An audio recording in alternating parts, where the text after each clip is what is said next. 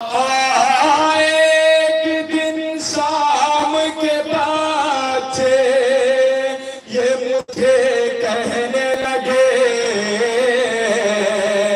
मुलाज़ा करेंगे हज़रात, जब शाम का वक्त होता था जनाब सकीना दर ज़िंदान में बैठ जाती थी।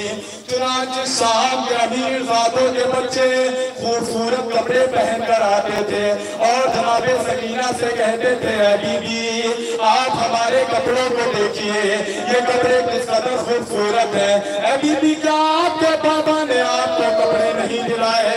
मुलाज़ा करे हज़रात, जब ज़िंदान शाम में जनाब सकीना को अपने बाप का सर मिला तो जनाब सकीना अपने बाप के सर से बहन करने लगी, ए बाबा शाम के बच्चे मुझे ये ताना देते हैं कि अभी भी आपके कपड़े बहुत फटे हैं।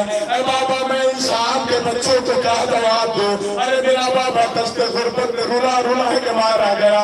ये मैं मुझे समंदर में पेश कर रहा हूँ हज़रात। हाँ एक दिन शाम के बाद से ये मुझे कहने लगे, क्या तेरे बाबा ने कपड़े नहीं दिलवाए तुझे? हाय क्या तेरे बाबा ने कपड़े नहीं दिलवाए तुझे?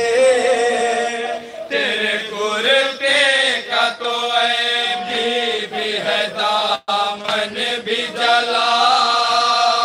क्या गुरबत हुसैन की बेटी तो सुने हज़रात,